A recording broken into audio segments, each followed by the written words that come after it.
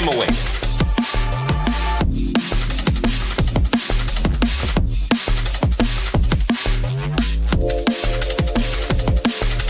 Tottenham away.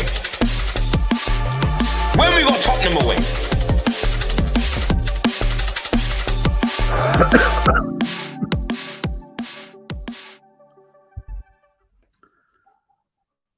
Hello everyone, welcome to Tottenham Away. I was on a break. I wasn't going to come back till next week, but my phone today has been pinging off. I've been sent screenshots of arguments and fans at each other's throats.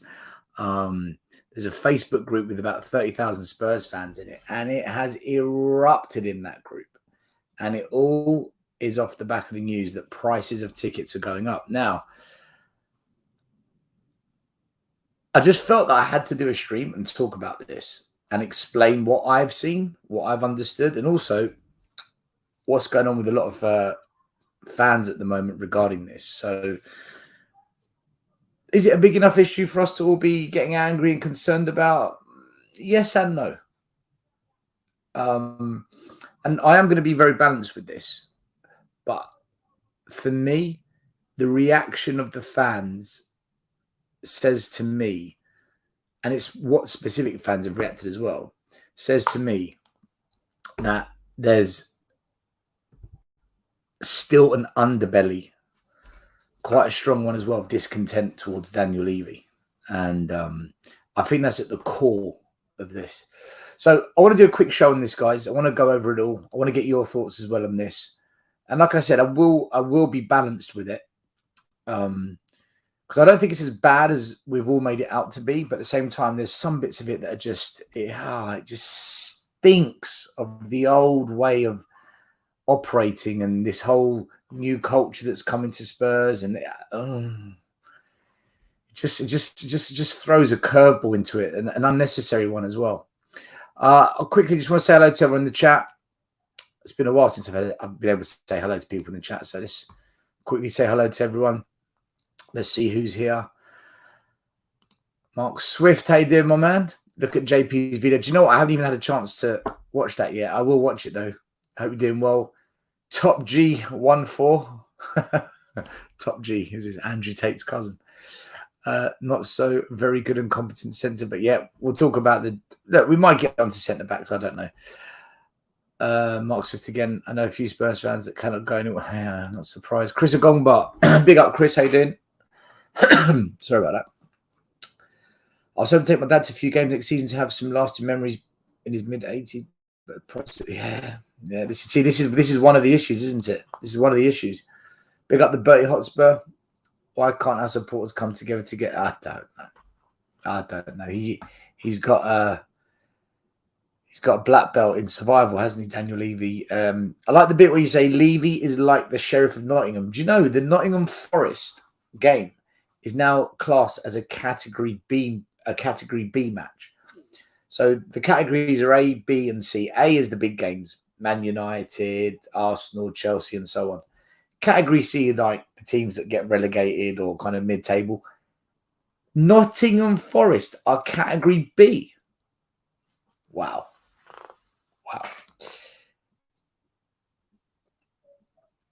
Tony, big up, my man. How you doing?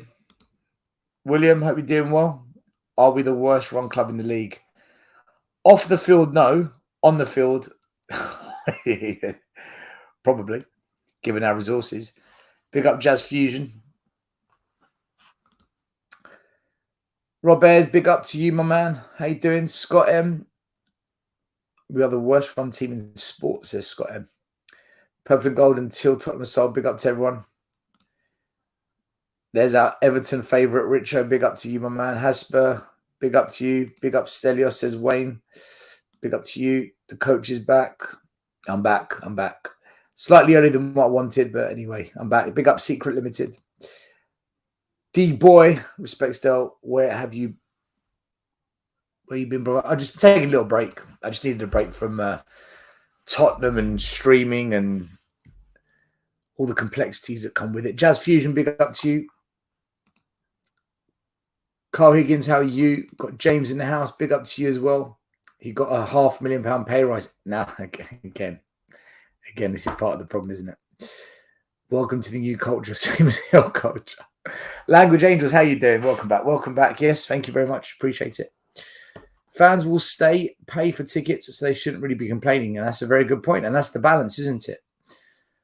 Bordeaux Spurs. Big up, Chris. Anthony Lafleur. I don't know why I said it like that. Lafleur. Anthony Lafleur. That sounds better. Big up still. Hope you're doing well. I'm doing well, man. Hope you're doing well. Sander, how are you? Big up. Louis K. How you doing, Louis? Long time. Yeah, been taking a bit of time out, my man. Everton, our worst run club. Probably, I would agree with you there. I would not disagree with that comment. My name is Jeff. Kills me every time. Big up, Stel. Welcome back, my friend. Big up, TJ. How you doing, bro? Looking forward to getting back on a stream with you soon. JP, I haven't seen your video yet, JP. I need to watch your video. Anyway, guys, listen, thanks for tuning in. Is it a little bit last minute, but so I just want to tell you, first of all, why I wanted to do this stream. What made me just want to get on the computer and go live. So it began, I guess, a day or two ago when there was news that the prices had gone up. Now, not all prices have gone up. The season ticket prices have been frozen, but the premium season tickets haven't. Those premium and corporates have gone up, but the general season ticket prices have stayed the same. Now, there was rumours that they were going to go up, but I think due to PR pressure, the club realised if they did that off the back of such a terrible season, and a terrible 3-4 years, let's be honest, it would have been an absolute nightmare for them. But anyway, this was posted online.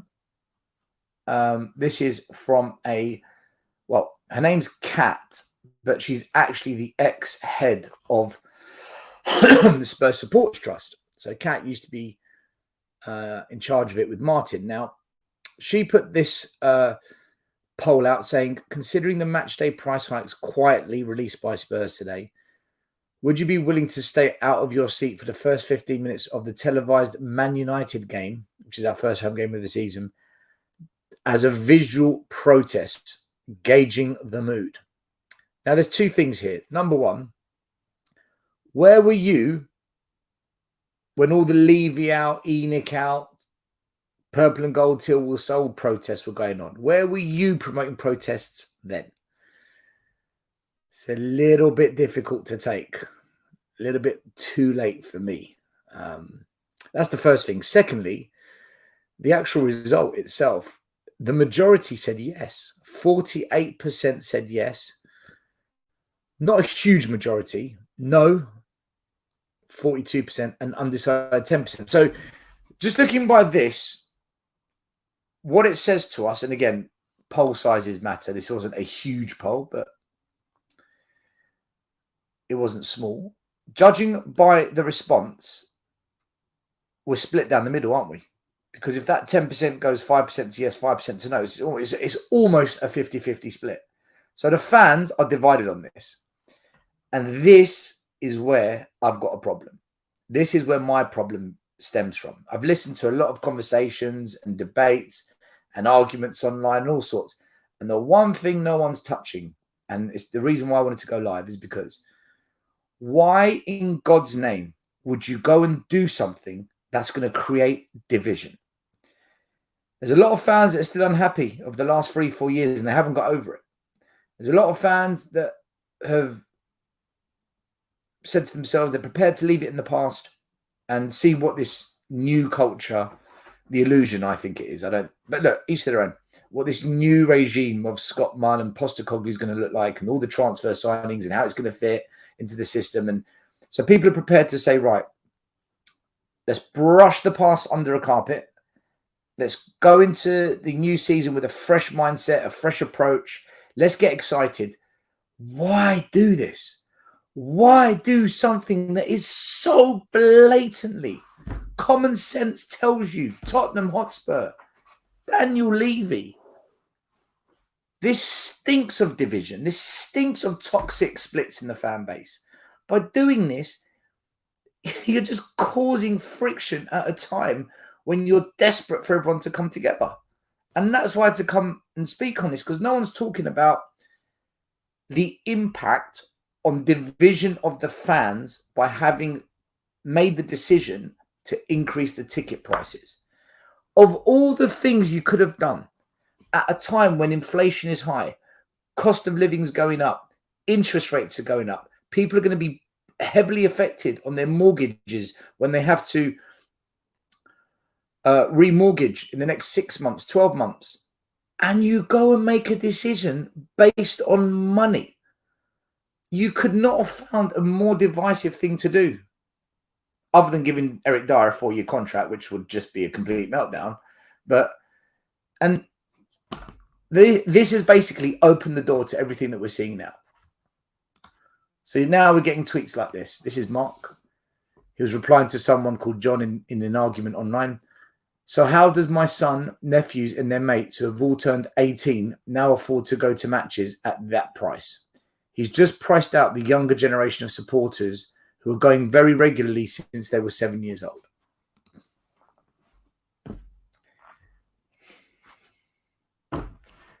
Now, comments like that will pull on people's heartstrings. People will feel obliged to react and I've got to say something now. It's not right.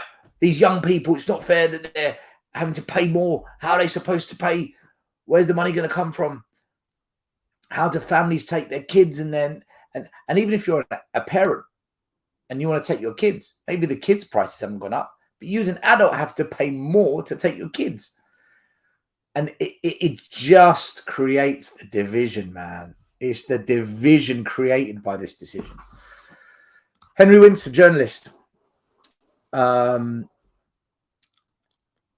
tweeted, talking of lack of proper consultation with the fans, some price hikes occurring. One Spurs fan saying cost of my seat for a A game went up from £60 to £78. Have clubs forgotten how they promised to cherish their fans even more after all those soulless games behind closed doors? It's a great point, isn't it? It's a great, great point. And then the shithousery that unfolded off the back of it. Another journalist, Paul O'Keefe, jumps in. Because of the club's failure, talking about Tottenham, to secure any European football, the fans are being punished. It's like your landlord putting up the rent because he's got a water leak. We fail, you pay. And it goes off. And you got fans like Gavek saying, clearly not closing the naming rights deal, so maybe he's busy go-karting. How about an explanation that isn't insulting? And you get replies. The stadium is fucking soulless, full of tourists. Take me back to White Hart Lane any day of the week. Absolute shit excuse.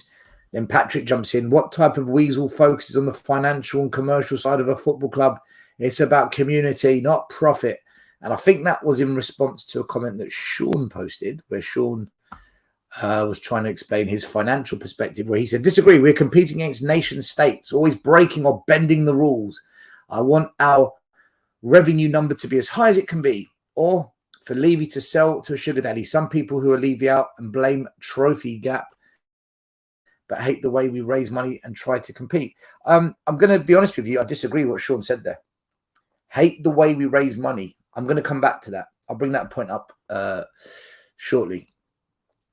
Nathan weighs in, and this is why the fan base is completely divided. And that's my point. Exactly my point, Nathan. You have hit the nail on the head. This is why the fan base are divided, because of mindless. The mind beggars to belief why you would make this decision, Spurs, at this time. There's simply no justification for ticket prices at Tottenham to be what they were and what they're going to be next season. Fancy stadium or not, who, by the way, the fans are paying for, not Enoch. Pull your head out your ass. And then THFC Yank 23 comes in and says, this year's football is worthless than last year's. You patronising melt. Talk about not understanding economics 101. And then they're all just going at each other now. And this is the point, isn't it? There's a division and it becomes toxic. And everyone's calling each other dickheads and melts. And I know more about finance than you know. You're uneducated. I'm smart. You're dumb. You're this and that. And it just all because of what? They wanted to put the ticket prices up. Obviously, this is an old ticket. The tickets weren't £5. As you can see, it says 2012 on the ticket, but it's because of the price hike. Some more replies.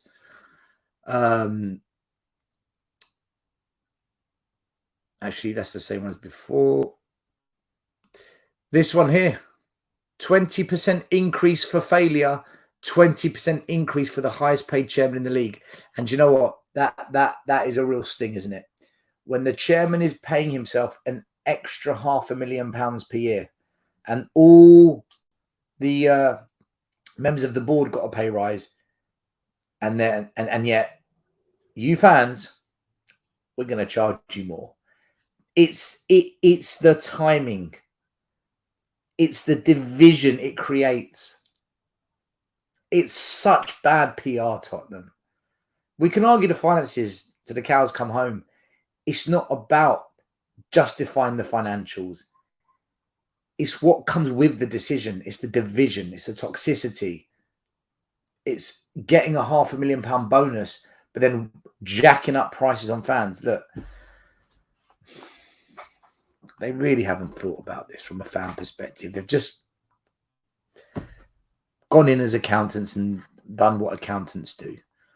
No empathy towards the fans. Do you know what? This is quite small for me to read, and you can probably barely see this, but this is on Facebook. The same thing happened. Someone put, you keep repeating the same stuff. Levy is a devil and always fucks people over. He's being sarcastic. All you do is moan about Levy. And then he says, I honestly don't care about a few extra quid for a ticket. And this is the problem. So Gary says he doesn't care about a few extra quid for a ticket. And I replied to him saying, well, as long as you're all right, fuck the rest of us. It's a self-righteous response. How can you go there and tell the world, I don't mind paying more, I'm all right? Well, it's not about you. It's about everyone. Not everyone is all right. There's people that eat from food banks. There's people that are struggling to pay their bills. There's people that are struggling to find anything happy in their life. And going to Tottenham and being part of the fan base and having a day out with the family puts a bit of happiness on some people's faces. And do you know what? Well, a smile on the face, happiness in the soul. You're making it harder for them.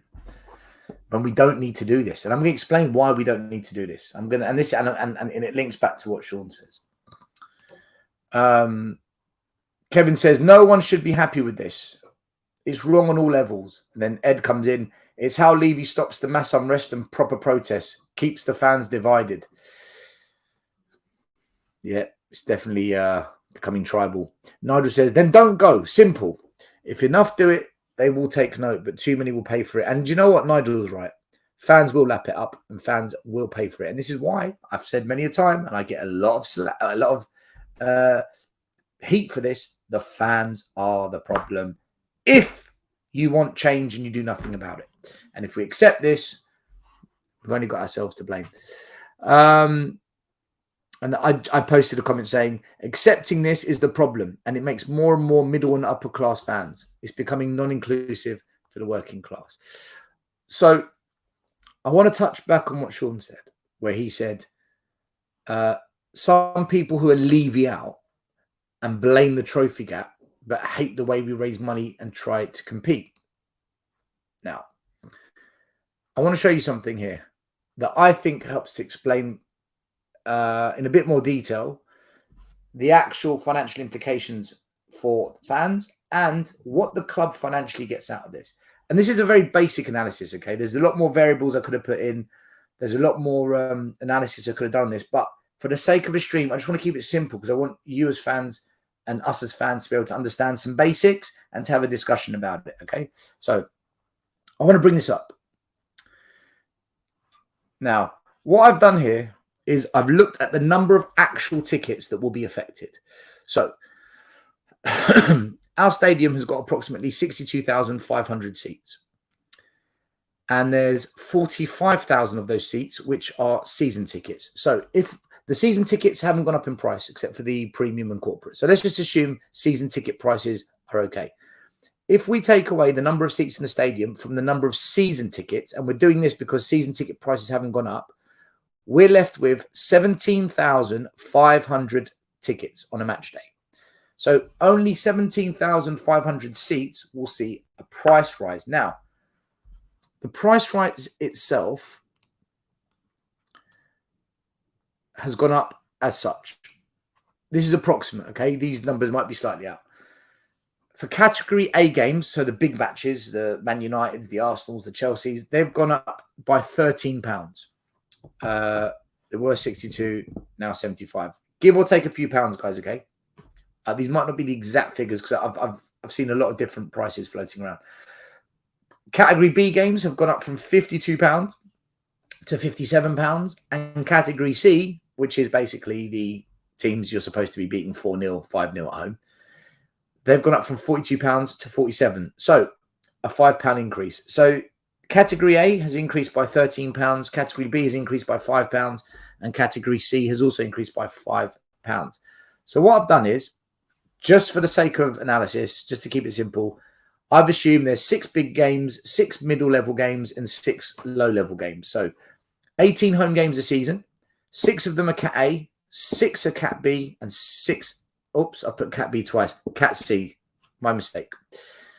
And I've basically taken the price increase by the number of seats times the number of matches of Cat A. And what a very basic analysis shows is that Cat A has gone up in terms of additional Cat A ticket revenue that the club will generate by 1.365 million.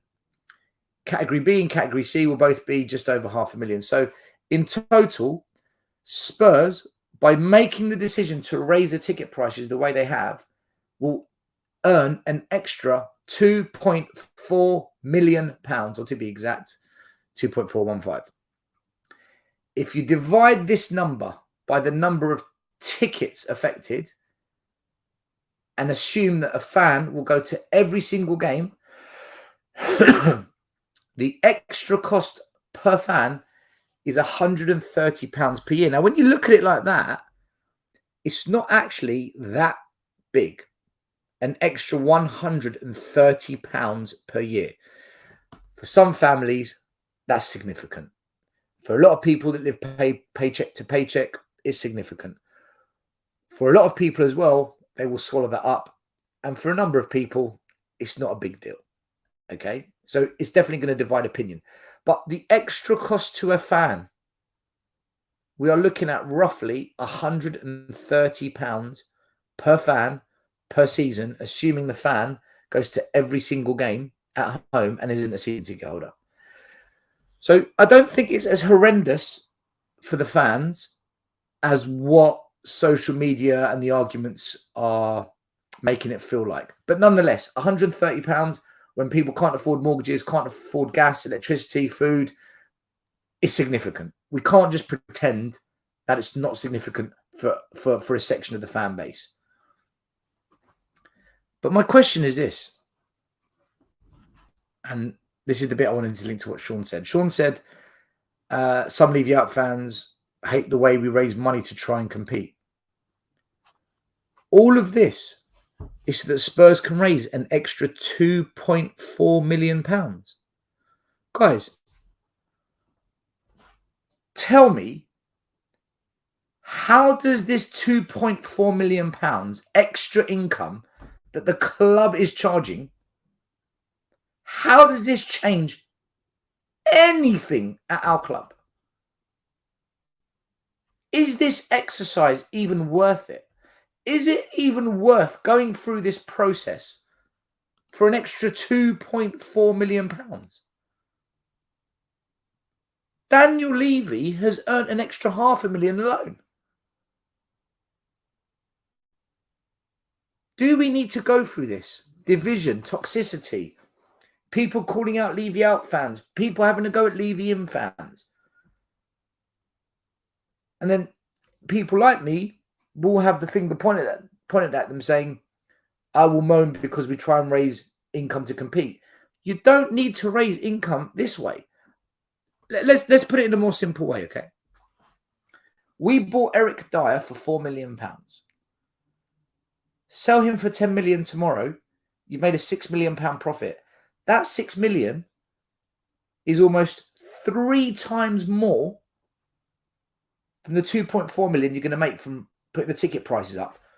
Don't put the ticket prices up, Tottenham, and instead sell Eric Dyer. How's about that for a solution? Or sell Sessegnon, or sell Sanchez, or sell all of this dross. Do you really need to do this for £2.4 million? £2.4 million doesn't put a dent into helping us become successful. Does that even cover one player's wages? In fact, I'm going to do it now.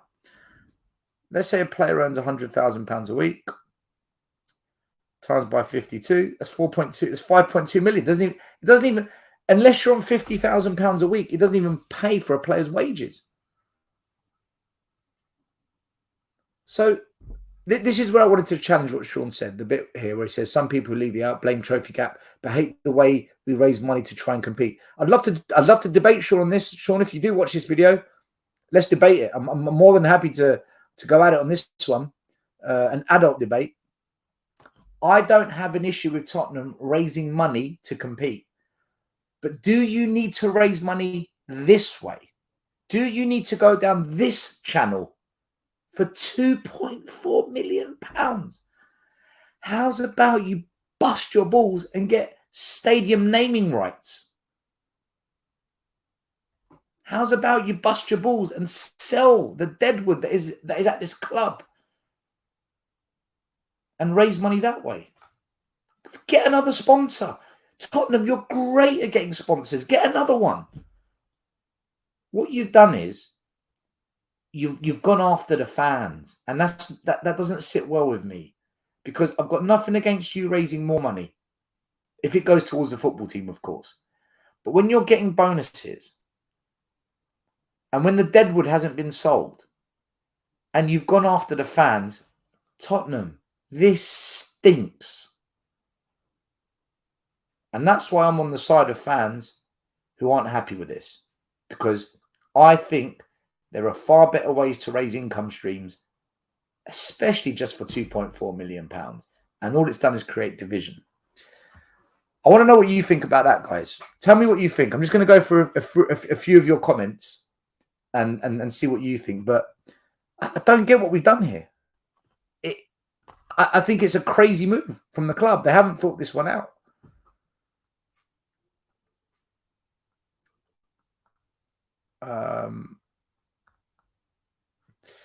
All right, I'm going to try and pick a couple of comments. Stadium capacity is I did say my figures are just rounded off. It's a basic analysis. We can add an extra 200. That's not going to change much to the 2.4 million. If I was a couple of thousand out, then it would impact the financials a lot more. Surely it's below 17.5k because there is an away allocation. You're right. Spot on. Now, that is a good point. So, you're right. It's less. Let's take 3,000 off. Do you know what? Good point, mate. I'll do it now. Let's do it right now. Well spotted, C to the fourth. In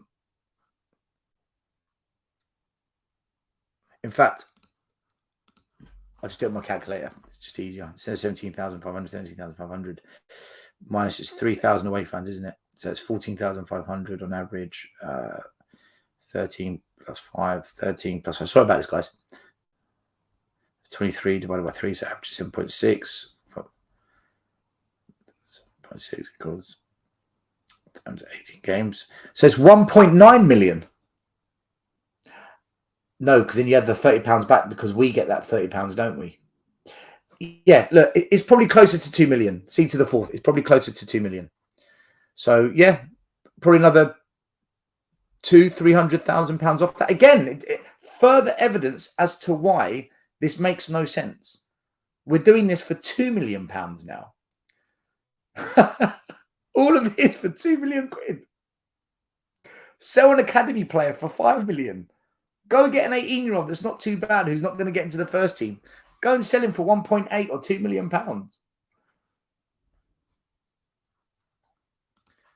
I've never seen a more master. Oh, mate, don't get me started. Still on a different note, I thought Arsenal had no. Oh, okay. We're talking about ticket prices, Stefan. By the way, Stefan, can you message me your contact details at hello@tottenhamaway.com? Because we want to do a show. Mari wants to do a show on North London only, and he wants you to be one of the guests. So ping me an email, hello@tottenhamaway.com. Ticket price should be relative to income, and Levy should be required to pay a ticket too. It's not going to happen, is it?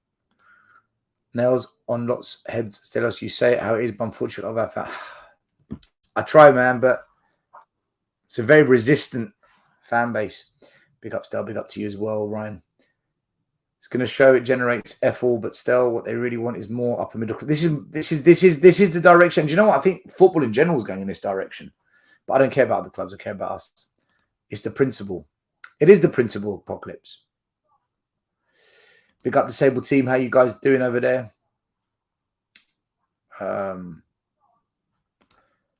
Still, it's part of the long-term goal of pricing out fans. See, this is my concern.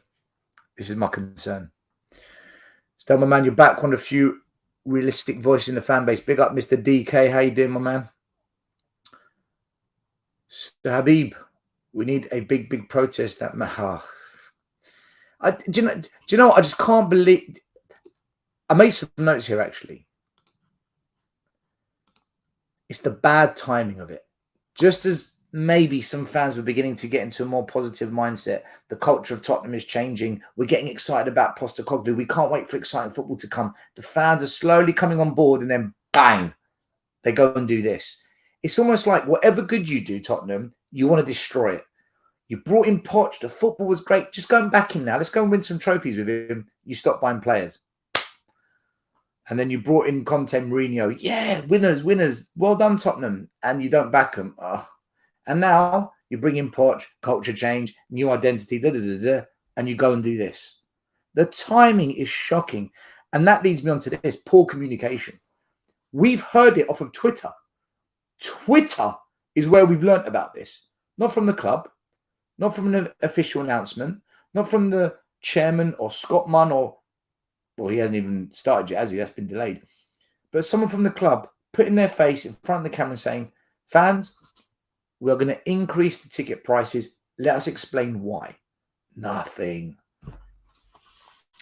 And when it's bad timing and poor communication, psychologically, fans lose their shit. Levy out, Enoch out, fed up with the way they run the club.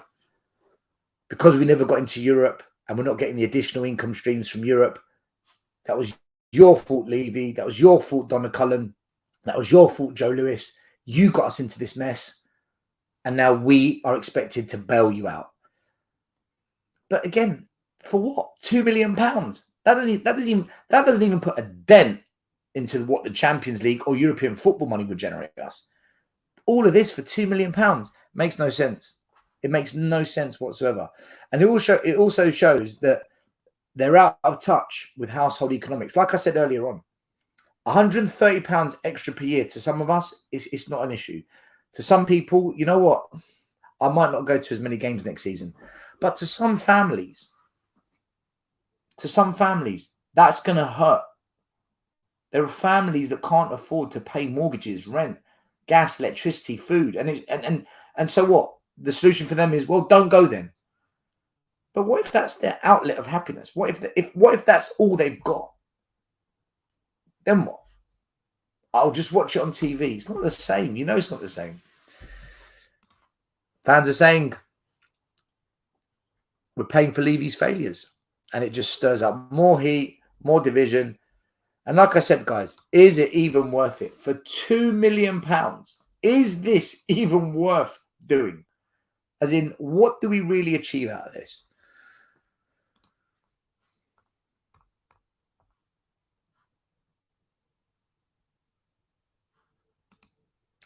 Arsenal fans bantering us, Enoch and Levy in the Tottenham Hotspur tourist experience. Do you know tourists are actually a fraction of the fans that attend the stadium, Seb? A lot of us have a go at the tourists and the overseas fans, but the majority are from the UK. Iggy's in the chat. Big up, Iggy. I've always said this club has pulled me. Iggy, if you want to jump on, let me know. In fact, I'll ping you the link. I'm only probably going to go for another 10, 15 minutes. I just wanted to talk about this because I'm seeing fans going crazy about the prices, but the actual price hike isn't that bad as we've shown in the analysis. But it doesn't matter what I think. It's what each family and each individual thinks. And there's people out there, this stinks. And I think it stinks because for £2 million, and I've said it a few times down the show, it's not worth it. This isn't worth doing for £2 million. Doesn't make sense. Just getting the link for Iggy. Then I'll get back to a few more of the comments. Guys, if you get a chance, smash the like, hit the subscribe button. Subscribe button. Much appreciated. What's the weather like where you guys are? In London, it's muggy, it's humid, it's not nice. It's not nice at all.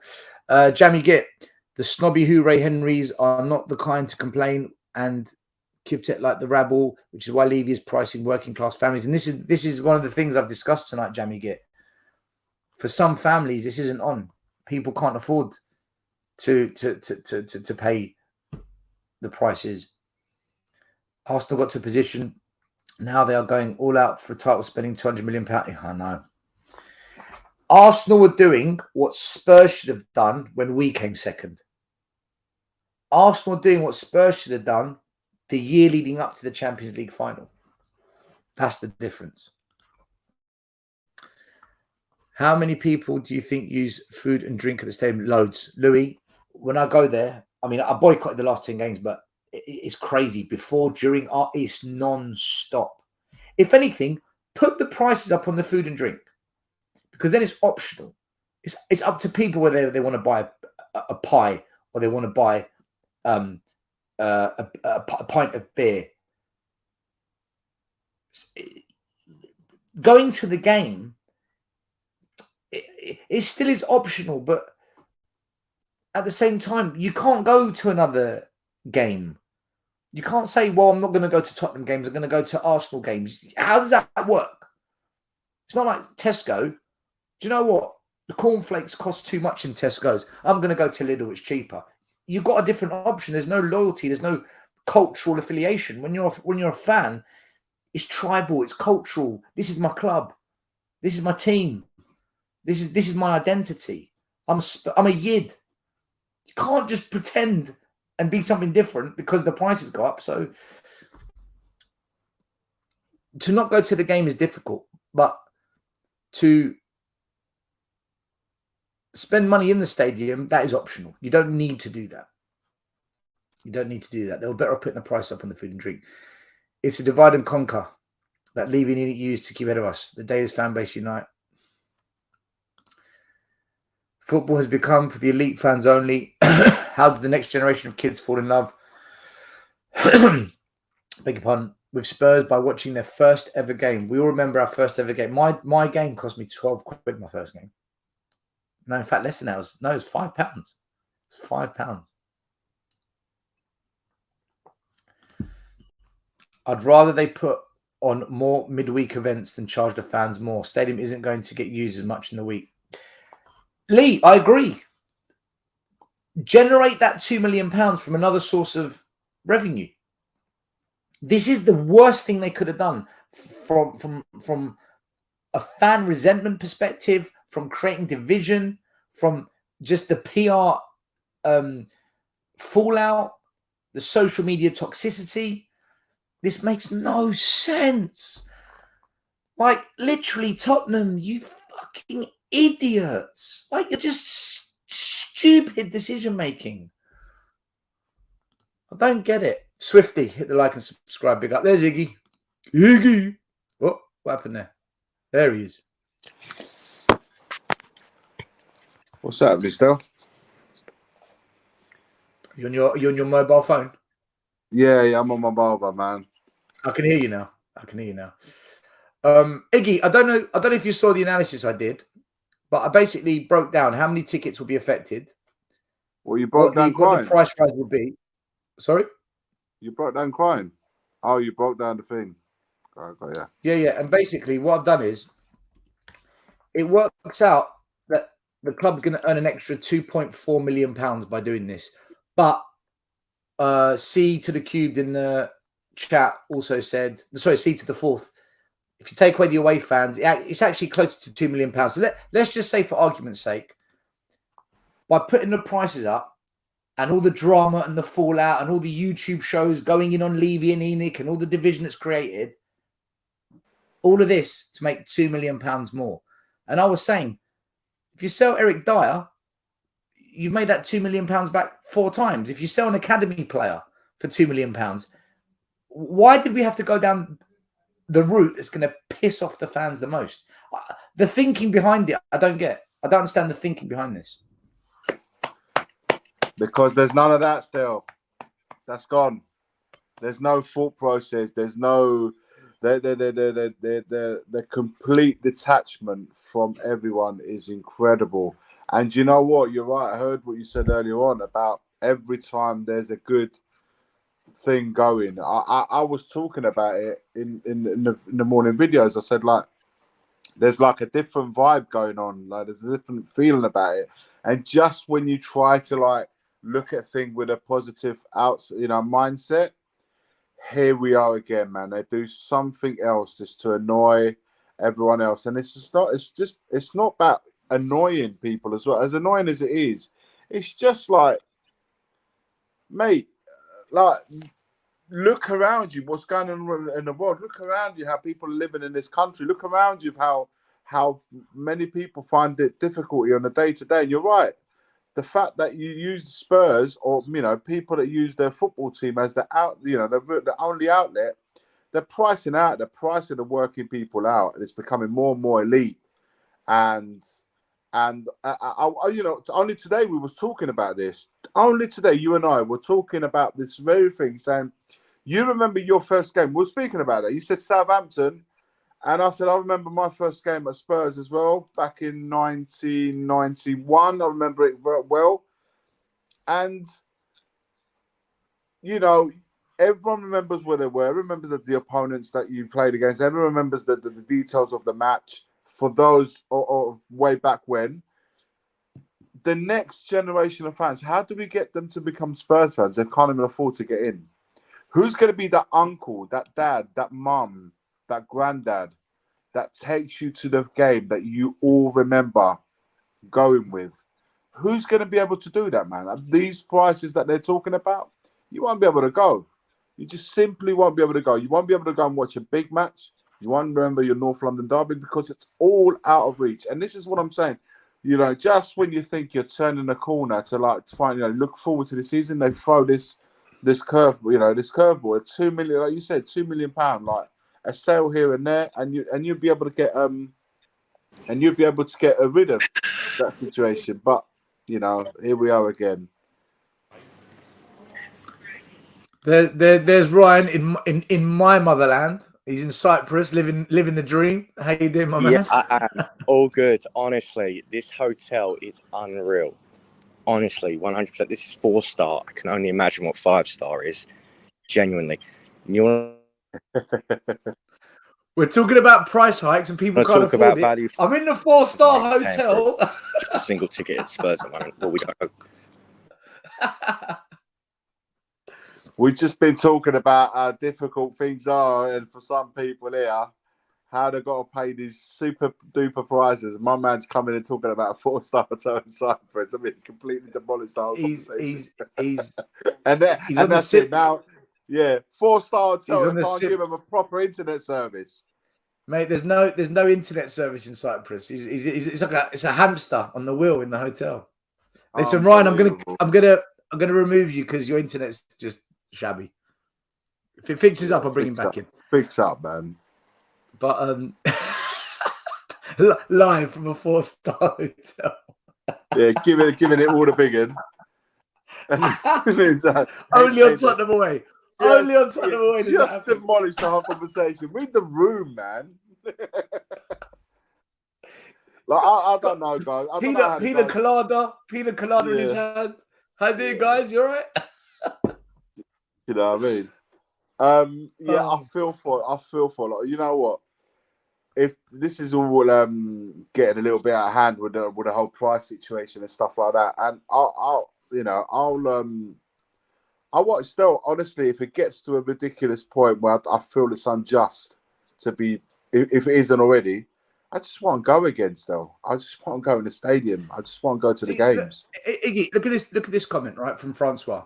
I'm so disappointed about this ticket price rise. I wouldn't have renewed my One Hotspur and my son's membership if I'd known about it. And you know what? That's quite sneaky of the club, because people renewed memberships so that they can have access to the tickets. The Hotspur memberships went up in price, so people have paid that. And once Levy's got them, he's then said, right, when you go and buy your tickets, they're going up as well. And I think it's bad. It's bad optics. It's bad conversation for us as Spurs fans to be having. Ryan, are you come to interject and say something about Spurs, or are you just going to show us the hotel rooms and out in the hotel itself? Are you selling us the hotel? He's acting like a rep. Yeah, pretty much like a holiday rep. I'm doing a JP. Like a holiday rep right now. I'm doing a JP. Here's Mum. We're live. Hiya. Cheers. Hello. Cheers. Hello, Ryan's She's mum. loving Cyprus. Right, mate, Cyprus is a You quality want to say place. something? Levy out. Just need Go to on. say something. Levy out. Taught her well.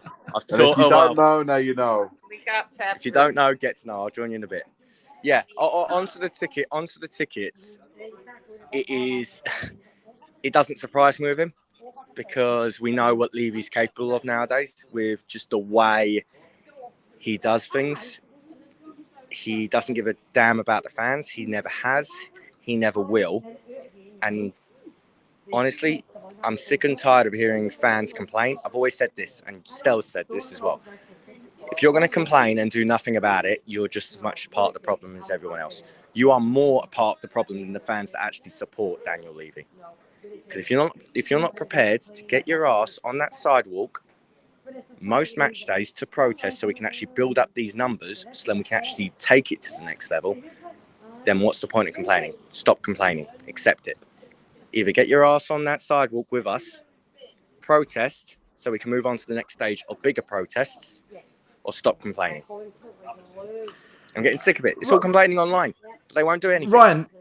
Ryan, like when I did the breakdown, on average, if a fan who's not a season ticket holder next season, someone like Iggy's not a season ticket holder. If Iggy was to go to every home game next season, it would cost him £130 more over a season. So in the grand scheme of things, it's not like this crazy price increase, but it's the psychological side of it. It's the PR. It's the communication from the club. It's why charge fans more to make £2 million more a year from the fan base, which is roughly what they'll get, when you can just sell an academy player for £2 million or sell Eric Dyer for 10 million. If you work it out, I guarantee it. Make a £6 million profit on Eric Dyer. I guarantee. If we got European football, he wouldn't have done it.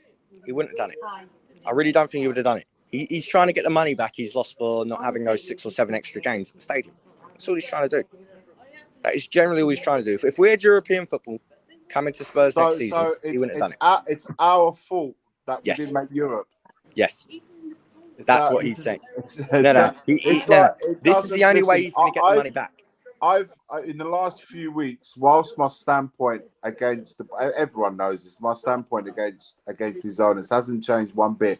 But I've kind of just relaxed it a little bit in the sense like I wanted to calm it down, trying to be a little bit more balanced and instead of just keep going at it. But it's like when these things happen, it just makes my blood boil again. All over again. Just when I was trying to have a different mindset, trying to look forward to a new season, the fact that we're playing in 2 weeks' time, and you know, getting back into football, signing new, Maddison and hopefully the 2 defenders will come in. You know, I'm trying to get into myself in a different mindset to what I ended with last season. But then when these things start creeping back in, and you're right, Ryan, it's not like anything unexpected or nothing new. There's nothing new there. What's happening right now? It's pure Levy. But it's like, why, man? Why is that always always the fans, and why is it always us that got paid for the shortcomings of the club? And for what, man? For money that's not even needed by the club. However, that money is needed by people, the working day people that you are punishing for. And like I said still earlier, he remembers his first game when his uncle took him there. The next generation of kids I remember now, my first are they game. going to experience that? Where are we going to get No. where are we going to get the new Spurs fans from? They'll all become City fans, and they'll become armchair fans, or even worse, they won't be interested in football at all. They'll go and watch their non-league side. Like in our case, they'll go and watch Enfield Town or Harry Kane. Which, by the way, that ain't bad to go support your non-league. Okay, No, it is. No, it's not bad. That will probably increase even more now because those fans Correct. won't be able to go and watch the likes of Spurs. They'll go and watch either Enfield Town or Harry Kane. He's not. We've said this so often. He's not targeting the true Spurs fans that have had 3 generations worth of season ticket. He's done this simply because the tourists that come over for a weekend that are football But fans. it's only a small percentage, though, the tourists. It's only a small percentage. It's not a big if you look at percentage. it, he's looking to increase on it. Do you know what? By the way, this place could be Levy land. The elite fans won't argue this. They won't protest them. So maybe maybe this is done purposely to detract those fans, or take away those fans away. So it's a divide and conquer, really. So people that have no financial issues, what are they going to protest about? It's not going to be an issue. No. So maybe he wants to move those fans away from the next generation of fans. Correct. That's exactly what he's doing. He's trying to bring in a fan base, in inverted commas, fan base, that will keep quiet, enjoy the day out, and not say anything bad about him.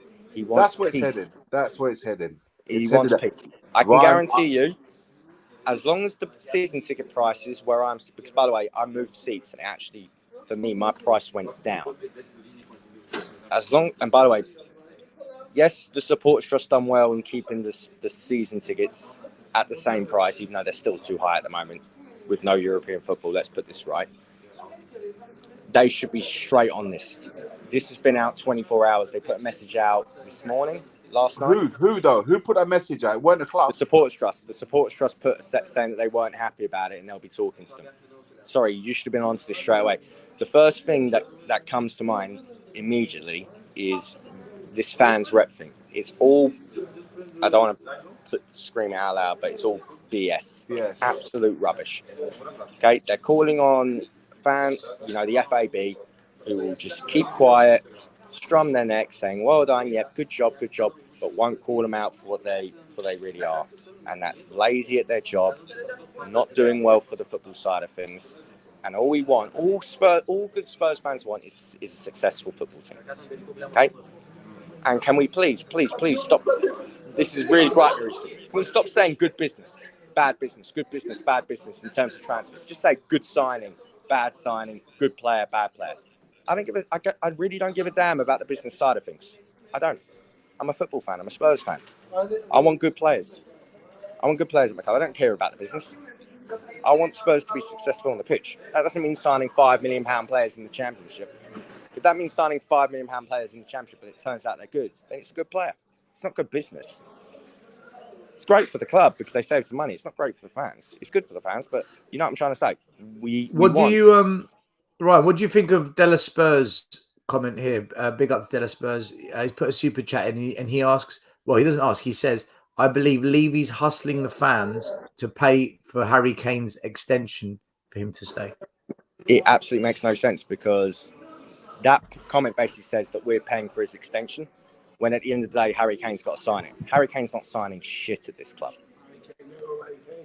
Harry Kane's not signing shit. He'll what do you think? My feeling Poch's is the already same. talking about it. I guarantee it wouldn't surprise me to see Chelsea late in this window, not maybe early August time, put in a 90 to 100 million pound bid in. Poch is clearly talking to Kane. That won't give us the opportunity to replace him if that were to be the case. And that's You the don't problem. replace Fans, Harry Kane. fans, fans say The Richarlison only will way replace you him. replace Harry Kane is with Victor Osimhen or maybe a Dusan Vlahovic. And we know Daniel Levy ain't going to fork out for them and their wages. But So the you thing can't is, replace those Harry players need to be replaced. If you're going to part ways with Vlahovic, they need to replace him. If we're going to part ways with Kane, we need to replace him. So leaving it to the last minute means, we didn't have time to replace him. That means you'd be a player down, 20, 30 goals out of the window. These things have to be nipped in the bud. In the next conversation that the manager, Just to let you know, and we're player 5 does, days away from pre-season tour in Australia and we still haven't signed a centre-back. Do you think that could also be why he's doing that? You know, he's sort of knocking away because everyone's been talking about the centre-back. Where's the centre-backs? Where's the centre-back? No, we need 2 centre-backs. We need to get both Tatspoba and Van der Ven. Do you think this... I know it's absolutely mullered him, but it's like it's something he can deal with because he can just like...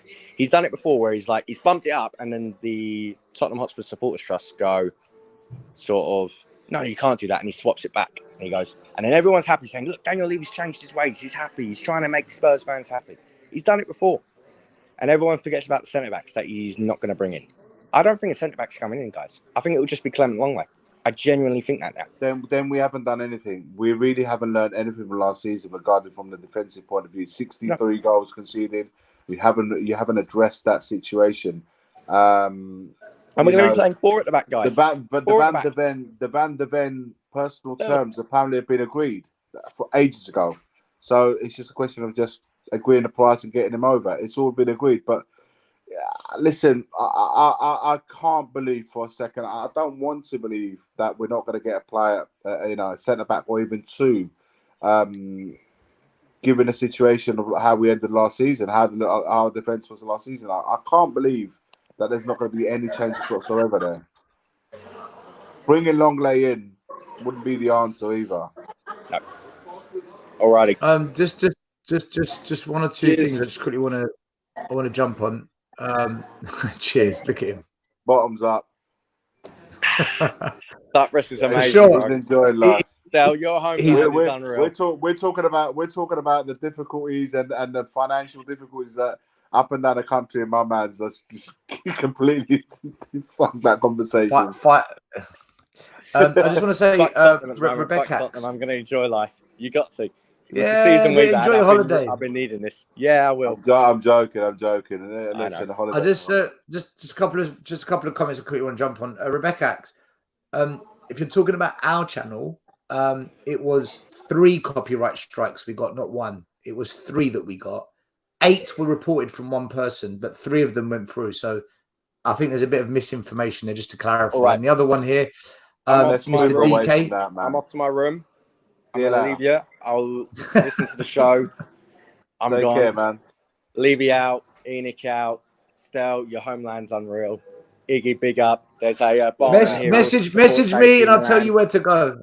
Message me and I'll tell you where to go. There's a barman here who's also a Milan fan. So I've said that. Do you know Iggy? He went, who?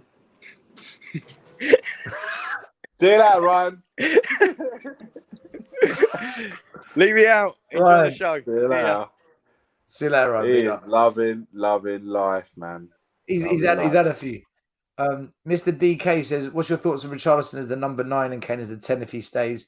The high press Ange has said would suit Kane in the system, or am I wrong? Right, 2 things. For me, I wouldn't do it unless he changes the formation, because I don't rate Richarlison, guys, and that's my opinion. I don't think I'm ever going to like him as a football player. I just think he just looks to go to ground too often. He's not someone that wants to. He'd rather take a knock that is a bit innocuous and go down and try and win a penalty than try and get a shot away and score. I don't like players like that. They're not for me. So, and also, I think he's inconsistent. I don't hate him, but I'm not a fan of his. As for Kane, I would only play him in the number 10 role if we change the formation, because if we only have 1 attacking mid, then how does our system of 4-3-3 work? I don't get it. So I don't know.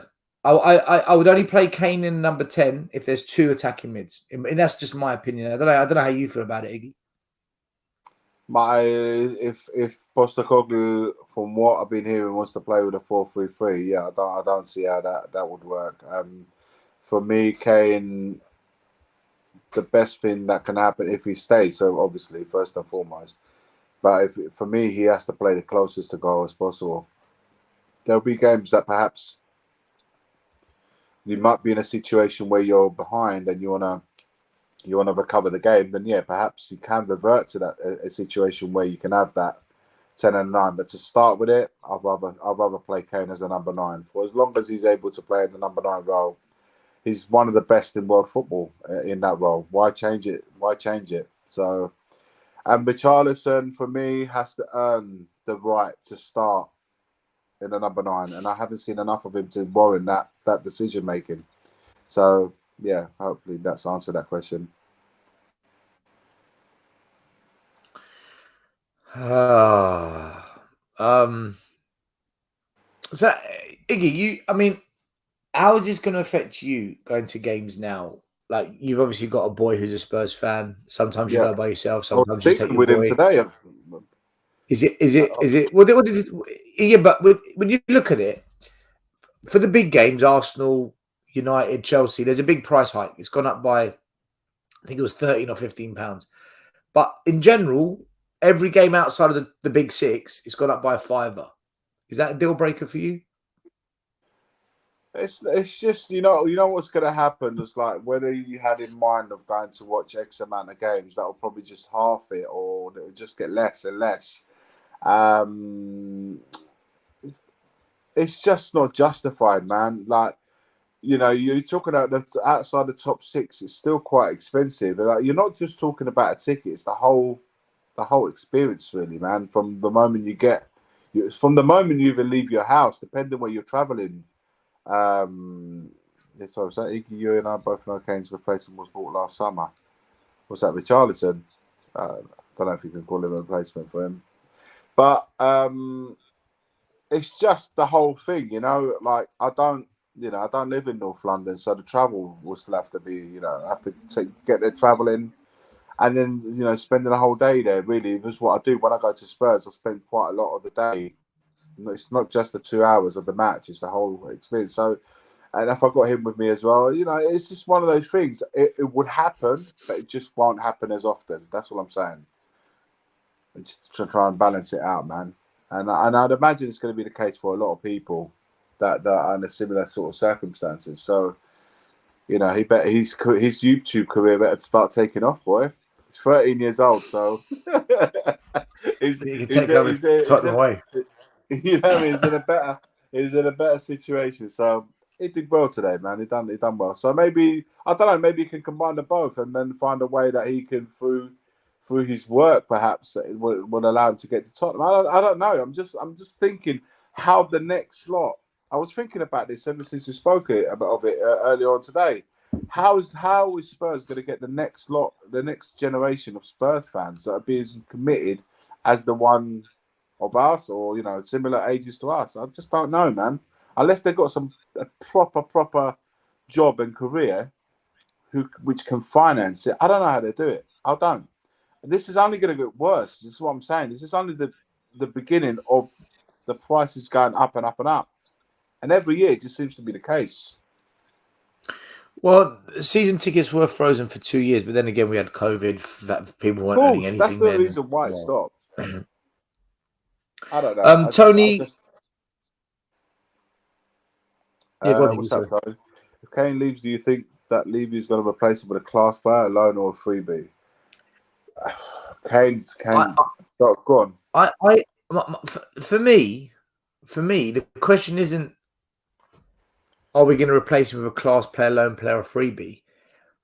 If you see Harry Kane go out the door, what's attracting you to come to Spurs?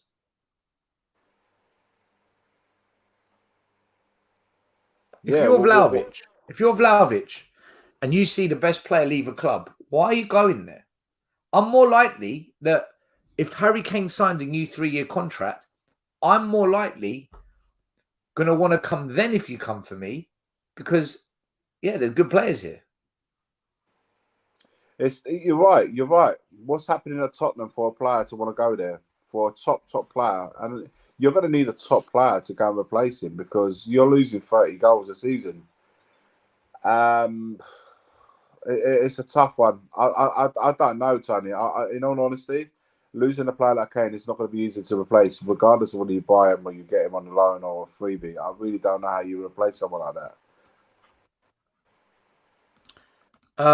To answer your question, Daniel, the prices for Cat B will be £57.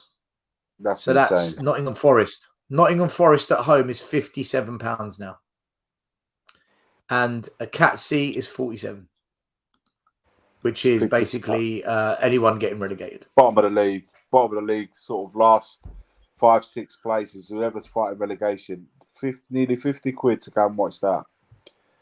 That's guys. I'm astounded, man. I'm astounded. But there'll be other people that will argue this and say, you know, that's how it is. That's the way of life, and things are up and up. So there'll be people out there that will justify this, and I'll be interested to hear their take on it and how they justify it.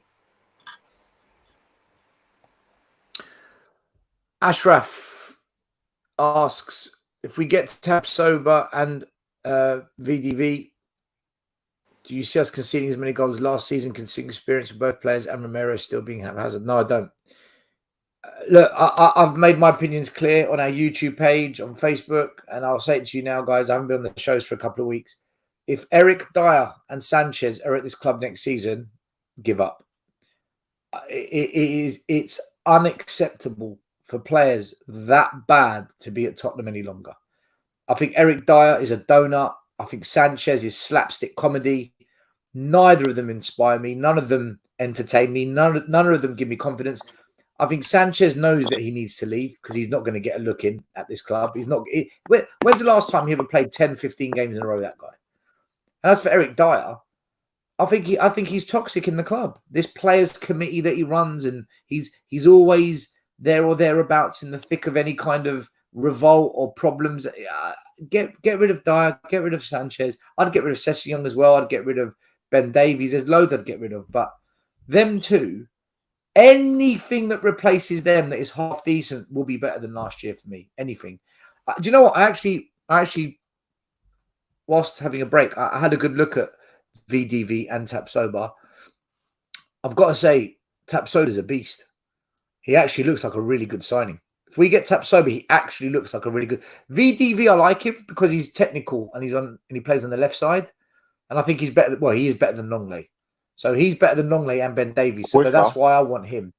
But if we're in this stupid situation where I think we are, Iggy, where we can only pick one, which I can't believe, we're talking about rebuild and culture change, and we're only going to buy one centre back. I mean, that's the biggest fraudulent illusion that they're selling to us I've ever heard in my life. There's a proper change. You get 2 centre backs. We need 3, by the way, but 2 minimum. But if we had to pick one, I would get Tapsoba for me.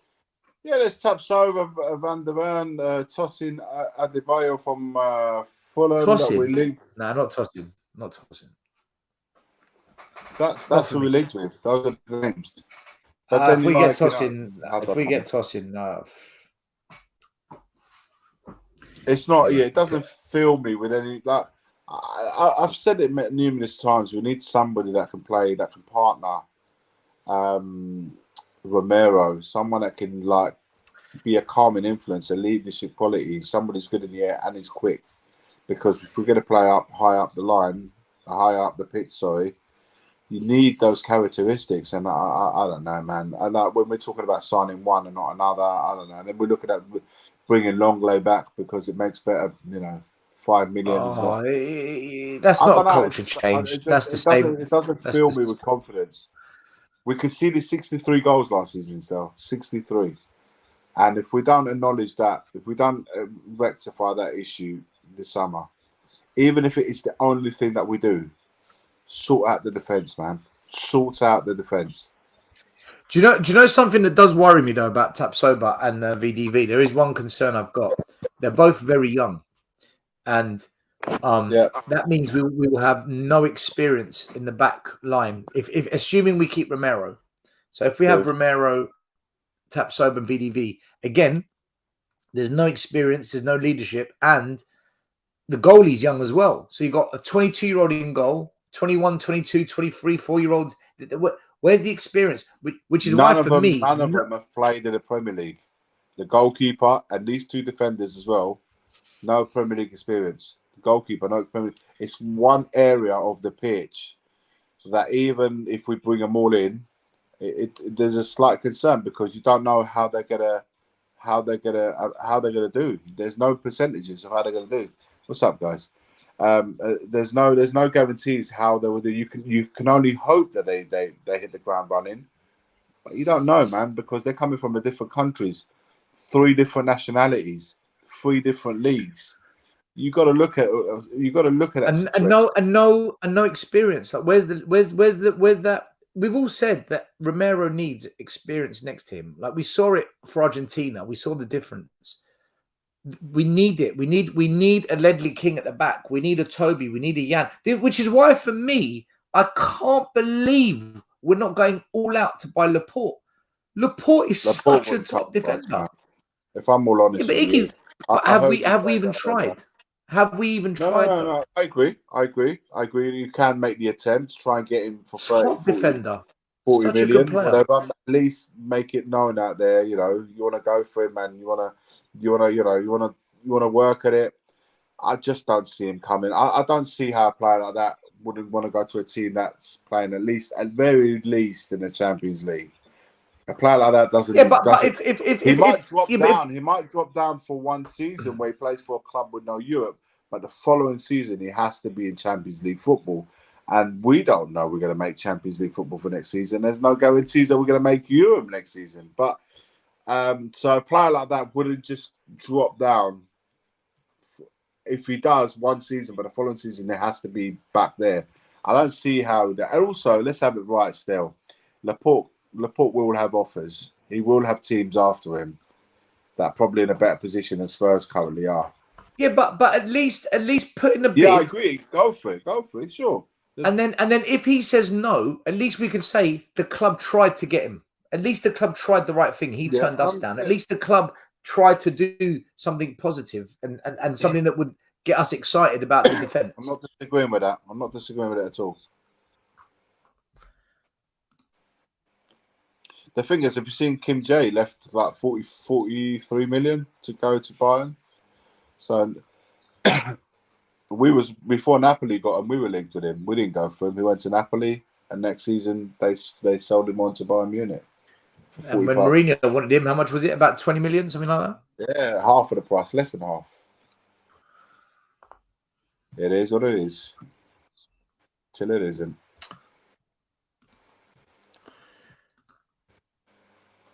But you see, though, these little things, man, it's like they just put that little downer. They put a little down. This is the thing that Spurs, the football club.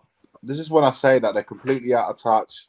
Communication skills is nothing. There's nothing there. Communication skills. They don't talk to anyone. They don't talk to the fans. We have to find out through other social platforms about what's going on in the club. These are the kind of things that for me, it's not a case of making a mistake and then rectifying it. Or they've done it this season, but next season when they're going to work at it. This is just a continuous situation. It just continues to do the same things. And, there's no lesson being learned. There's no care. I don't feel any warmth. Do you know what I would do? Iggy, do you know what I would do? The club to the fans, towards the fans. You know what I would do? I would call up Man City and say, look, assuming Kane doesn't sign a new contract, yeah, I'd say to Man City, guess what? Give us £75 million and Laporte. You can have Kane and you give us Laporte.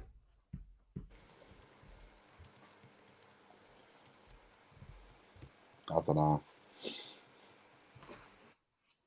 know, man. My God. That's a good deal. Kane and Haaland together. Forget about it. If Kane isn't gonna sign a new contract, right? then we cannot let him go on a free. In my head, that is unthinkable, right? So if we know he's no contract, he's not interested, I'd say okay. I'd call up City and say £75 million plus Liverpool.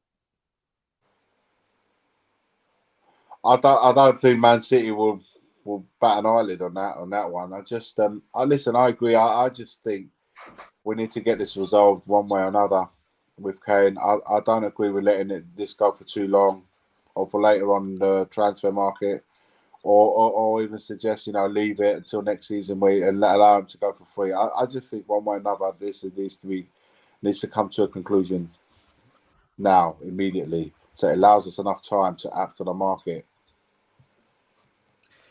The club don't even come out to talk about ticket prices, and you think they're going to come out and tell us what's going on with Harry Kane and put a deadline on this? I'm not saying that. I'm not suggesting. I'm saying that they need to deal with it. They don't have to tell me anything about it. It's just I will know. I will find out about it if they've sold him or they just communicate and say we've decided to negotiate and accept the deal from Bayern Munich and Kane will be moving, or we've decided what's happening there, Graham. Or we've decided that we're going to keep him. He's not for sale, and at the end of next season, he can leave on the free. Or as of January, he can deal with any club he wants. Just put it out there. As a club, just put it out there. Let it be known, not just your own fans, but to every other team, that you are either looking to part ways or you're keeping him. And that's it. Wash your hands with it. But the thing is, like anything, they don't want to commit to anything, so you won't use it against them. This is the reason why the club never say anything, because they know that people are going to use that. That you're going to use it as receipt, as a lot of people call it. They're going to use it as a way to say you said this, and that hasn't happened. They don't want that to happen, so they'd rather not say anything. But also Kane as well. He might be pushing for a move, but he's not going to openly let us know about it, because he doesn't want a backlash if the deal doesn't go through. He's certainly going to make a mistake. What we did last time with doing an interview with Gary Neville and then his brother Charlie handling things. He's not going to make that mistake again. Yeah, but at the same time, is Daniel Levy going to make the same mistake where he didn't sell Eriksen for £40 million? Thought, yeah, Daniel Levy can do whatever he wants, because there's no accountability for what he does. No. Hear what I'm saying? Is Daniel Levy going to make the same mistake where he could have sold Eriksen for 40 million? Eriksen refused to sign a new contract, so Levy in his mind said, right, well, we'll do the contract later on. You'll come round, and then we got to January, and he wasn't playing good, and Levy said, this is really not going well, and we ended up selling him for 17 million. He lost 23 million pounds plus paying Eriksen's wages for another 4 or 5 months. I don't think Levy's going to make that mistake with Kane. There's no way he's going to pay Kane, whatever he's on, 250 grand a week, knowing that he's going to go on a free in January. And by the way, he can sign preliminary contracts with an overseas club in January. And that means Spurs are done. So I think Spurs have to give a deadline. They need to put a deadline on this. They have to say by the 1st of August, Harry, you either sign a new contract or you got to go, man. We can't let you go on a free. How can you let that most expensive asset in the squad go for free? And I heard, Iggy, check this out. I heard one fan was arguing with me, right? Listen to this one. He was arguing with me. Why would you want to sell Kane? How much would we get for Kane? So I said to him, people are saying 100 million is the ballpark figure. All right. But what if Kane stays, gets us back into the Champions League, and then next season, the Champions League, we get out of the group? There's your 100 million. That's a lot of ifs. If you get top 4, if you get out the group the following season without Kane, if we sell Kane, it's guaranteed money. If you keep Kane, there's no guarantee you get in the Champions League next year and you're going to get out the group, and that's the right path to go down. What if Kane gets injured this season and we finish 8th? What if we don't get top 4 and then Kane goes on a free? Then what? I mean, how do you see that one? The only thing I could tell you that I don't think Kane will down tools in a way, to answer your previous question. I don't think Kane will down tools in the way Ericsson did. I don't think that will ever happen. I think he would give his. He did it under Nuno. He did it under Nuno. It came down to under Nuno. That was different now, man. That was a different situation. Why? I don't think he'll make. I don't think he'll make. Why's it different, Iggy? Because I think it was the whole thing was handled badly from the whole Sky Sports interview with Gary Neville, with the way his brother was making moves in that summer, the way he came back late. I just think the whole thing. Yeah, Iggy, hold on a minute. If Kane I think doesn't he sign was a new promised as well. I think he was promised something from Daniel Levy. Right, I believe that. But hold on. You say it was handled badly. What do you think the news conferences are all going to be about the next 2 months? How do you think they're all going to go with Kane? This is what I'm saying. It's the same happening again, isn't it? I agree, but the media have their own spin to this. This has been going on for years. They've wanted Kane to move from Spain. They've been pushing for that for ages. The difference is, I feel it needs to be nipped in the bud straight away. As soon as he's back at training, the first thing that needs to happen is that conversation. Where he's head at, get to understand where he's head at and what's happening. They will know amongst themselves what it is that he really wants. The manager would know. And Levy would probably have known that they would have had this conversation already at the end of the last season. So for me, once the words "I want to stay" or "I want to leave" come out of his mouth, then you need to act accordingly. You need to get on that phone to Bayern Munich and say, "Look, since you're the only one, I don't know if there's any other team, I don't know if Real Madrid are interested or whoever else," and say, "Right, whoever hits that let's say 100 million as a ballpark, that's the trigger." Whoever triggers 100 million or thereabouts, close enough, is the player that will have them. It sounds to me that what the media, what's been reported, is that Kane has already agreed personal terms with Bayern Munich. I don't know if it's true or not. That's what's been reported. If he has, then strike the deal with Bayern Munich because it's already halfway there, and he will move on. That's it. And then we just focus about the players who are here, who want to be here, and who we need to get before the season starts. There's no other way still. There's no other way to deal with this situation. And it's the club's fault that we are in this situation regarding Kane. There's no one else. Do not blame me, you, or the fans. We're not the reason why Kane's in this situation. We know Kane's thought process. We know where his head is at. We know that if he isn't staying at the club or if he doesn't want to stay at the club, we know the reasons as to what they are. So we understand his point of view. But this situation needs to be nipped in the bud. If they deal with it and say, no, you're staying, forget going away, because we are not negotiating with any other club in world football, then come out and say Harry Kane will be staying for the season, for the upcoming season, and then he can piss off at the end of the following season. If not, then say, right, strike the deal and then say, look, we're parted ways. That's how you deal with it, man. No, don't try and don't drag this out. It's not going to be help for anybody, nobody. It's not going to help the new manager. It's not going to help what he's trying to do at the club. He needs to find out, does he involve his team with Kane or without? It's a big thing for a new manager to know whether he's got Kane or not. We need to help the guy, man, to do this job properly, and he needs to know if he can count on his captain as well. Kane is our captain. With Lloris going, Kane is our captain now. I think Daniel Levy needs to put a contract in front of Harry Kane and say this: here's a 3-year contract. You sign it, but either the pen or your brains will be landed on that contract. Be like the Godfather, right? But Godfather style, and I would say, but because you got to draw him in, you've got to give him a reason to sign it. But I would say, I'm going to put a realistic release clause in there. If anyone comes in for 60 million and they match the price, then you can go. Because if Levy puts 150 million pound release clause, no one's going to break that release clause. So if Harry Kane, but I'd put a caveat in it, Iggy. This would be the contract. You're going to stay at Spurs for 3 years. That's the contract. You're going to get a pay rise as well. But if anyone pays 60 million and you accept to go to that club, we have to accept the payment and you go. But the release clause cannot be triggered for 1 year. The exact same time you can go on a free. So that way, if anyone really wants you in a year's time, when you can go on a free, at least we get 60 million out of it, which we will because people will pay that. And number two, it's affordable for you to get out of the contract and off you go. So we as a club are protected. You as a player are also in a good position, and it stops all the unrest and any anger that fans might direct to you. Why as a player would you agree to that? What's the reason for it? Why would you agree with that? You're in a strong position right now. Why would you weaken your position by agreeing to that?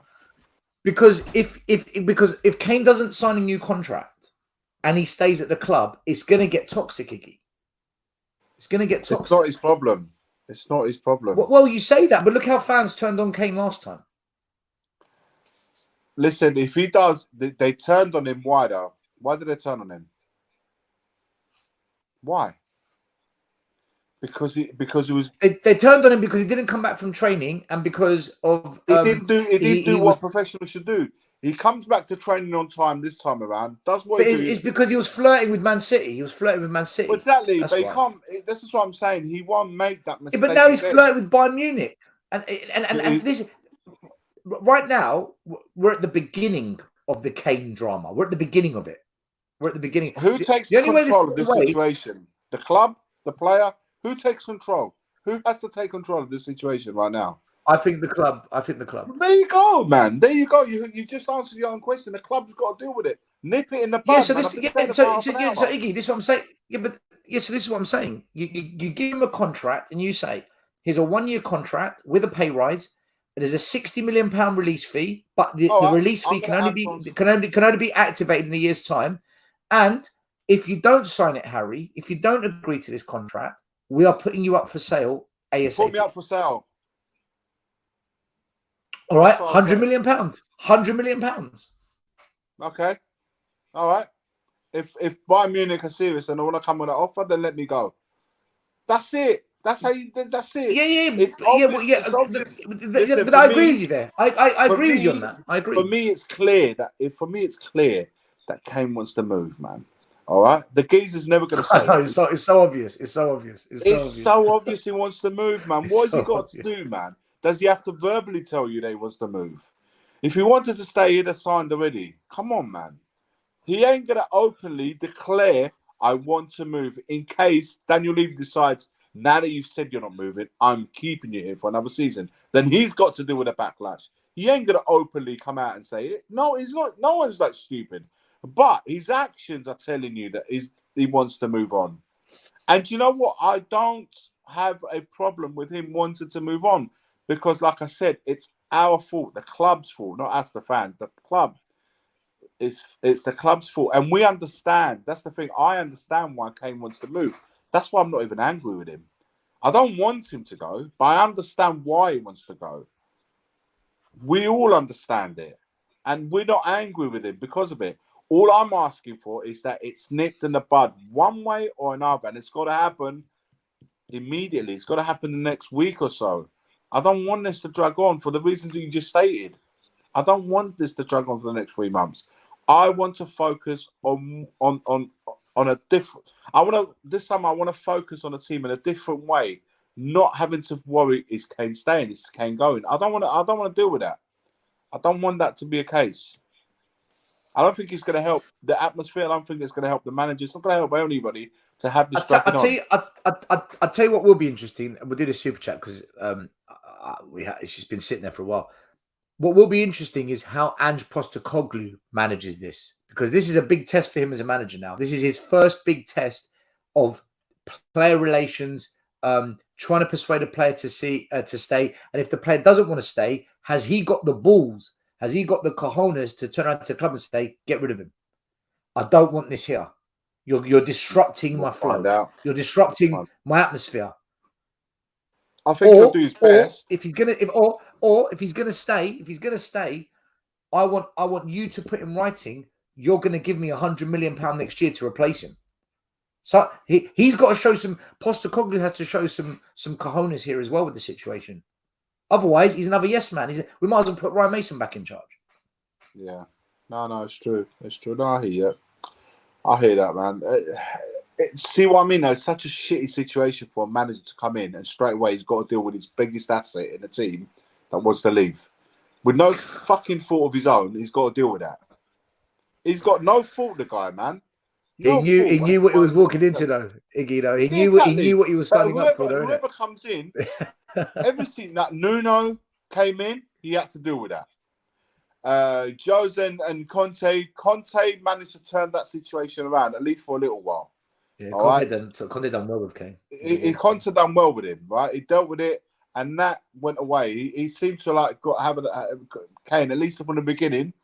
He seemed to like be back on board again. Here we are again, man. Here we are again.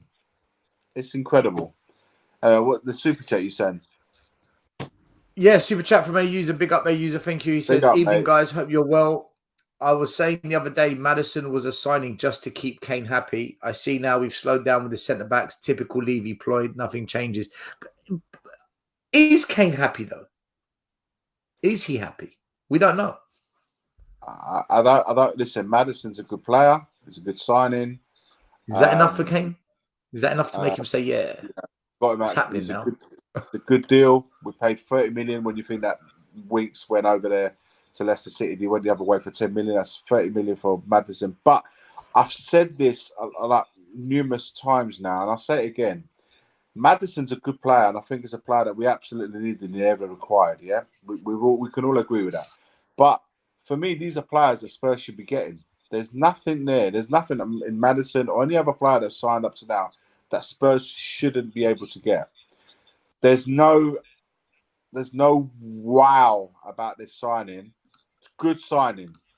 I address it's a good signing, but it's not a wow sign. I said it not long ago in a tweet. The last time I said wow to a signing was Van der Vaart. That came out of nowhere. Last few days came out of nowhere, and I didn't believe. Up until we signed him, I didn't believe that we could get him. When we got him, I was like, bloody hell, that's a really good signing.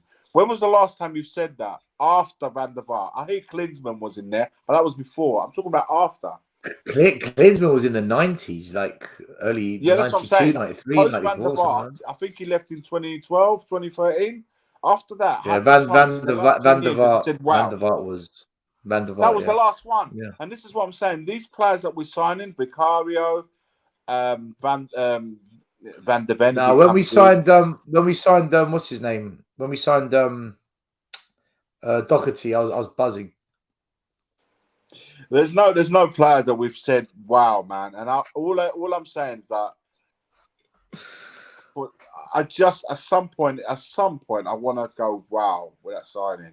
I just want to know that we're still able to attract that kind of players. And the thing is, right now we are getting in players that Spurs should be able to get, man.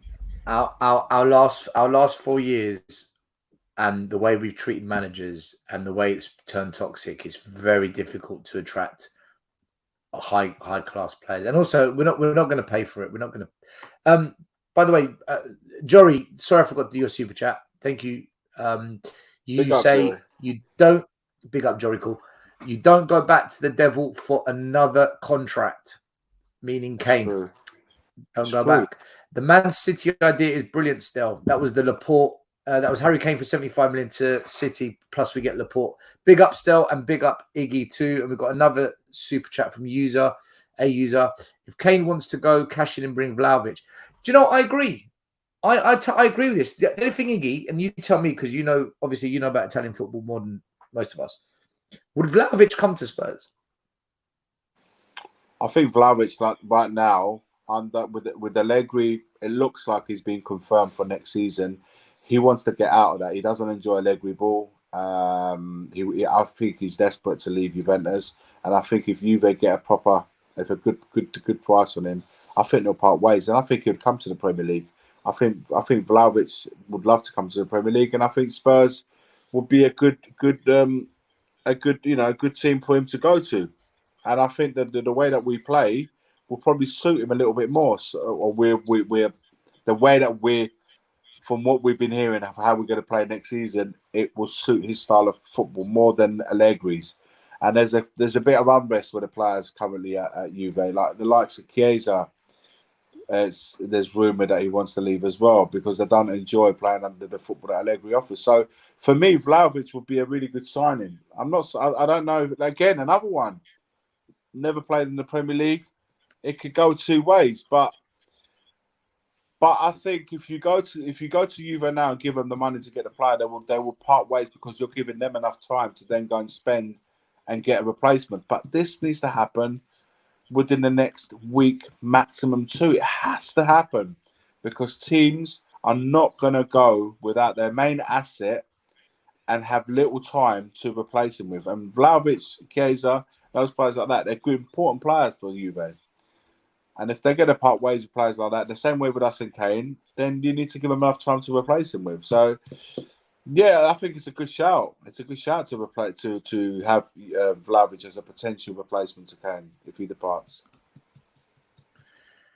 Personally, if Kane doesn't sign a contract, I'd sell him and Richarlison and get two new strikers. Personally speaking, but I know that's fantasy. It's not. There's a lot. So. Two strikers, two defenders. We've got to get Digby. We've got a lot of players that come back from loans and what have you. And we need to. It's too much for one window. Look how we're dragging our heels with this one here. Imagine all the other players that we need to get rid of.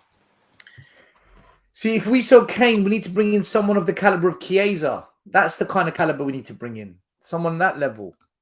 Someone who's top player. Della Spurs, big up for the super chat. I believe Kane lost the incentive to stay when Conte left. I don't believe he rates Postecoglou or any of the signs coming to the squad. There's a good shout. I think I can agree with that. I think I can agree with it. It's a good comment. It's a good shout with Della Spurs. I listen. I can believe that. I completely get your point, and perhaps there is an element of truth in that for sure. There's no two ways about that. It's just, we've all been the thing is this, though, we all understand Kane's thinking. We've been through that process with him from his beginning of his career to now. We've been through that ride with him, so we understand him more than anyone else. Why he's at this situation, and who can be blamed for the situation that we're in throughout this whole player's career? It can only be the club, man. We've been through Kane's journey, man. I think he wants out. Jamie says, I don't understand it. I know I feel different to everyone else, but playing for your childhood club is the pinnacle. I'm not a professional footballer, but I would at least want to play for our Spurs. The thing is, Jamie,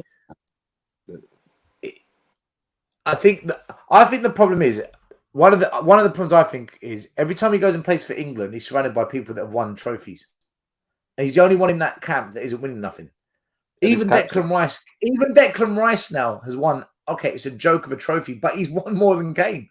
Declan Rice has won more than Kane. Oliver Skip won tonight. What's he won? Oliver Skip won tonight, under 21s. They won the final against Spain. Skip is a champion of Europe with England, under 21s. Did you not know that? England beat Spain in the Euros tonight, of under 21s Euros. Oliver Skip tonight is a European champion. What Spurs players were in that squad? Was it just Skip? No, just he came on as a substitute in the second half. What other Spurs players were in there? There weren't. Do you know what? A lot of Spurs fans don't like Skip, but I think he's a good player. I just don't think he's had any consistency in manager to just evolve him. I think Oliver Skip is going down the same road as Harry Winks. I think we're completely mismanaging him. I think we're making a mess of him. That's what I think. But another super chat from A user. Thank you again, my man. Welcome back, Stel. Iggy, keep up the morning videos. Appreciate got another fan there, Iggy, for your videos in the morning. I appreciate it. Look what Chelsea are doing, selling players. I know our players are shit, but we should be able to sell them at lower price. And Levy has to. Mate, Tony, Chelsea, I think every Spurs fan agrees with you. Chelsea have done numbers on them. They have got rid of like a whole load of players, and they've made some big money on them as well. So yeah, just Skip. I agree. It was just Skip. Okay. Listen, England, man, under 21's a good side. Good side. The keeper at the end. We should never have sold him, Jason. We should never have sold him. I don't understand what we were thinking. I don't get it. We should never have sold him at the wiki. Like today, man, they're like Spain got a penalty right at the end. Literally last second of injury time, they got a penalty. And the keeper, Trafford, made, not only did he make the save, but he got the rebound as well. It was incredible, like a couple of minutes, man. Really, really, like, listen, but that England team's a good team. And I think this crop of players that England currently got now and that under 21 teams, man, England with the right coach in the competitions, they could win a Euro or World Cup. I just don't think, and I've said this many a times as well, I don't think Southgate's the one, man. Gareth Southgate is not the one. He ain't the There's one. No way. I said this after the Euros, after the last Euros. I said he weren't the one. The World Cup. Do you know who I'd bring in for England manager? No, I know we've deviated a little bit. We've deviated and gone to England now, but Skip won the under 21s for England, so big up England under 21s for that. Do you know who I'd bring in as England manager? I think he'd be perfect for the role. I think he'd be so good for the role. Not Wenger. Wenger, yeah. But he's been retired now for how long, man? He's retired. How old was Marcello Lippi when he won the World Cup with Italy? Listen, I know it's not his age that's the issue. It's the fact that he's been out of the game for a while now, man. He's retired. It's not his age is not a factor. Listen, you don't forget how to ride a bicycle. You don't forget. No, I'm not saying. I'm just saying that. I don't know. I don't know, man. Let the guys in the chat give you their opinions on it, man. You guys tell us what you think about what he's just said about Wenger managing England. I don't know. I'm not too sure about that one, but let the guys decide. But you see, Ancelotti is going to take over Brazil as of next season, not this season coming, the following one. He's going to be the Brazilian coach. 2024. Kane doesn't want another one of Levy's gentleman hand shandies. Oh, that's funny. Chavy git. Listen, guys, we're going to wrap it up there. I only wanted to come on for about half an hour and talk about how I felt about the ticket price hike and how I saw it, and we ended up doing a whole Spurs show. Standard, always happens. We're back on Monday. I'm back on Monday, guys. Monday night podcast. Looking forward to it. We're going to discuss all the events of the week, as we always do, and look forward to our first preseason game coming up soon. Iggy, you've got morning shows Monday to Friday next week. And also check out the new weekly show. Well, I was about to say the new Saturday show of Iggy Saturdays and Iggy Junior. Maybe I will do somewhere with Junior, because he That's what enjoys I mean. it. He enjoys it, and we know we're not going to last forever, so we've got to bring the new. Unlike our club, and we got to bring the next generation through. So we might get him involved once a week just to get into the whole Spurs thing, talking about Spurs and stuff like that, and having a platform to do it. Maybe we'll have a Tottenham away juniors. Who knows? But yeah, was it Monday night? We got exciting stuff coming up in our channels, man. I don't know. Right, would we mention it on Monday or just as we've got some really exciting stuff in us. Mari's. Yeah. We'll do it on Monday. We'll go through it on Monday with the other boys in case we forget something. They can of course. They can remind us as well. Big up, boys. Welcome back. So just in time to see Arsenal win it all. Right. Wish. Right.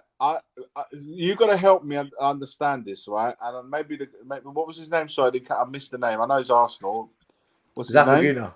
Zafaguna. You got to make me understand how you guys have spent 65 million on Havertz when you need a number 9, and he's anything but a number 9. So mate, that Kai Havertz deal is so suspect. I'm not saying he's a bad player. Please don't take it. I'm saying that he's a bad player. He ain't. He's clearly a good player, but he's an German international. I just understand, knowing fully well you needed a number 9, which is, I think that cost you a lot last season, not having a proper number 9. If let's say if you had Harry Kane in that team, I reckon you would have had the league wrapped up by spring. That's what I think. Having said that, you need a number 9, and you go and spend 65 million on Havertz, get absolutely rinsed on a 100 million player, on a good player that Declan Rice is, but 105 million. Think of the world-class striker you could have had with that money sitting there. And just 105 on Rice, 65 on Havertz. I don't know, man. I just think that you missed a little trick there. Unless you got another 200 million ready in the bank, ready to pump in a team. I don't know, man. Trust in Mikel. He clearly has a plan. We'll get the number 9 next season. As what, this season coming or the next season after that? I don't know. I don't think Arsenal will get a number 9. I think they're going to get another centre back. So that means they're going with Jesus and who's the other one? Nketiah. They're the only 2 recognised number 9s in the team. I don't know, man. I don't know. That was just my thinking process. I don't know much about them lot down the road, so I'll leave that to the Gooners. Guys, thanks for watching. Make sure you hit the like button on the way out. It helps us as a channel. Appreciate your help. Also, I want to say a big thank you to everyone. It's free. Big up to everyone in the chat tonight. Thank you for your comments. Also, the super chats from Della Spurs, A User, Jorical, A User again, Della Spurs again, and A User again. Thank you, all of you guys. Appreciate it. Like I said, we're back on Monday night. Iggy's got his morning shows, and then we'll announce some new stuff that we're doing for next season and what we're going to be doing with the channel. So that'll be fun to share with you. Other than that, I'm not happy with the ticket price rise. Not so much by the amount it's gone up, but more what it's doing to the fan base in the club. One step forward, one step back. There's just never calmness, and it just winds me up. So Havertz sleeps in a coffin. Hush. Savage. Spurs are talent. World Cup winner. Kane skip winning underswim. I can't wait for next season. I hope we find our missing pieces when the season starts. Let's hope we get a win for as well coming through. Pay for those tickets. Spurs will turn the team. Welcome when I can't wait to how we find out. Well, wait and see. We will have to wait and see. The truth is, no one knows. Be careful. There are YouTube rules about having kids on YouTube videos. It's all right, Stephen. We're used to having the channel get taken down. We're used to it. We can. It's part of the DNA. Part of the DNA. All right, listen. We're off. Alpesh, big up to you as well, my man. Bye-bye. Iggy, I will see you soon, bro. Later on. See you Monday. See you Monday, guys. Good night, people. The first game we look for, Robbie. Tottenham away.